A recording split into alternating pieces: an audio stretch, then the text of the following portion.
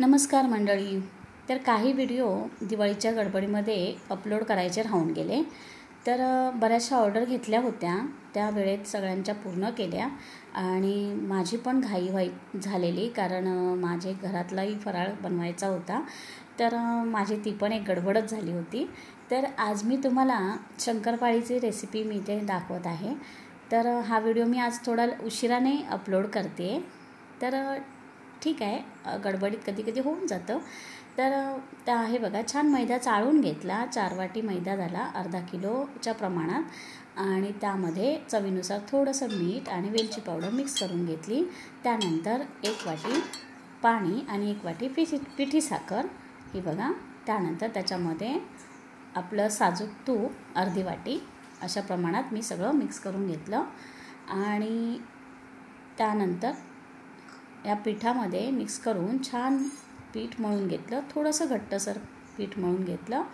तर व्हिडिओ शेवटपर्यंत बघा. आवडल्यास लाईक शेअर सबस्क्राईब करायला अजिबात विसरू नका, कारण दिवाळीच्या गडबडीत सगळीजणं विसरतील, म्हणून हे पुन्हा सांगते.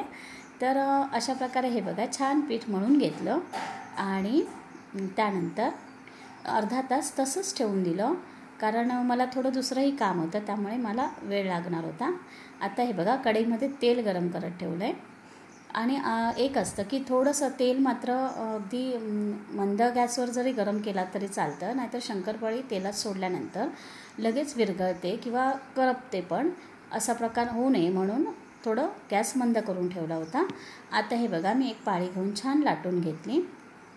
आपल्याला जेवढा आकार हवा असेल त्या आकारामध्ये लाटून घ्यायची आणि चिरण्याच्या साहाय्याने सर्व मी शंकरपाळ्यांना आकार दिला. तर तुम्हाला जसा हवा आकार तसं तुम्ही कापू शकता. मी चौकोनी आकार दिला होता, हे बघा. आणि जास्त मध्यम आकाराच्या शंकरपाळ्या मी बनवल्या होत्या. तर ह्या छान तळून घेतल्या. तर अशा प्रकारे शंकरपाळी बनवून बघा, खूप छान होते, खुसखुशीत होते आणि सुंदर लागते. तर व्हिडिओ हे बघा, शंकरपाळी तयार आहे. व्हिडिओ शेवटपर्यंत पाहिल्याबद्दल धन्यवाद.